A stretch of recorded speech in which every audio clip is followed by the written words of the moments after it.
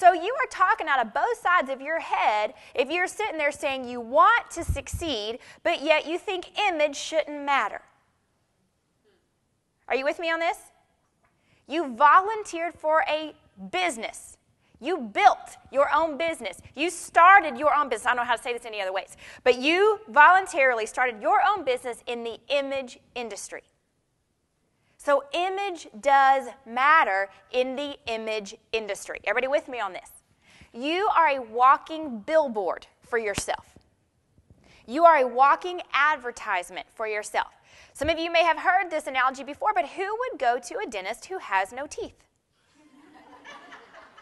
Okay, so that's what we're talking about here is you got to present yourself and conduct yourself in the marketplace to where you look like somebody who knows squat about image.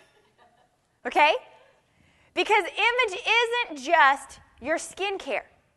And let's be clear, just because you teach skincare doesn't mean you automatically know how to do your own makeup. Okay? You can look at pictures, literally, at still photos of myself, okay, over the past 6 years since I started my Mary Kay business. Over the past several years since I've started my Mary Kay business, you can look back and see when I learned to do my own makeup. Okay? You can look back and see when I got a clue about personal image. You can look back and see when I discovered this beautiful gift of a tailor. Okay, all of those things come along in the business world of image. And they do matter because you are nothing, your business is nothing more than an extension of who you are. You are selling yourself. People must buy into you before they buy into anything else that you have to offer. So physical packaging does matter. And y'all, I'm not talking about we got to be Barbie dolls. And we're not looking to build an organization of Stepford wives. But what I'm talking about is being your best and being able to walk with confidence that you can teach other women to have that same kind of confidence. Okay? So physical packaging, like attracts like. Once you've defined your target market, girls, step number 1 is become your target market. We want to become the most incredible person we know. So how do you package and present yourself? What we're talking about here is your wardrobe, your hair, your accessories, your confidence. Do you have a fun and engaging personality? Guess what? You can go get one. If you don't.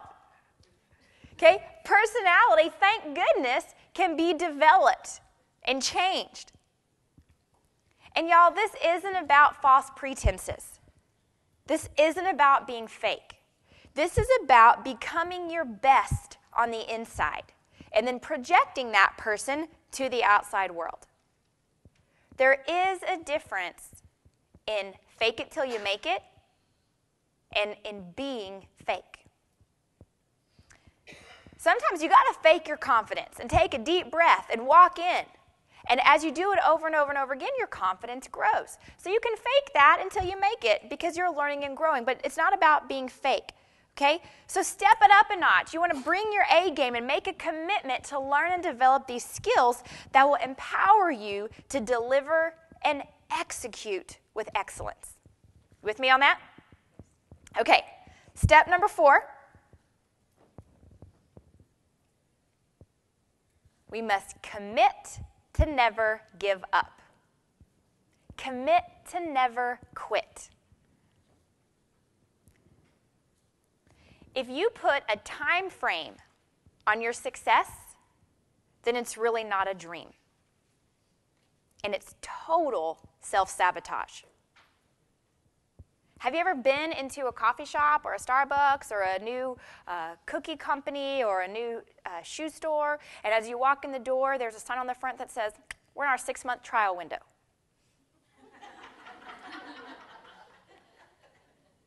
No? How many of you hung up that own sign for yourself when you started this business? Well, I'm going to give it 6 months. If my friends and family order, right? That is not treating it like a business. If your dream is dependent on your circumstances, on popular vote, or on criticism from the crowd, then it's not a dream. If your dream is up for vote by members of the committee, then it is not a dream. How many of you have a committee that sits on your life? You know what I'm talking about, right? Whenever you get to, you go, you're ready to make a next decision in life, what do? You consult the committee.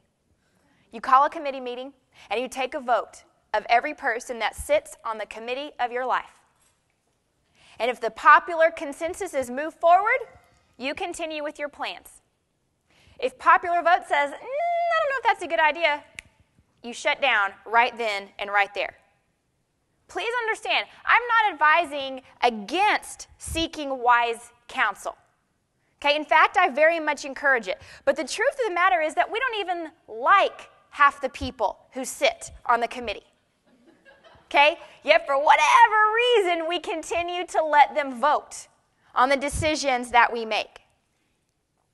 We cannot continue to allow the popular vote to direct the course of our future. Stick with your gut.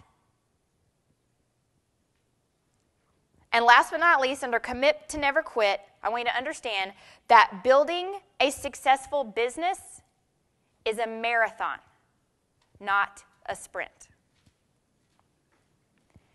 Building a successful business is a marathon, not a sprint. Guess what? Most businesses take years to generate a profit.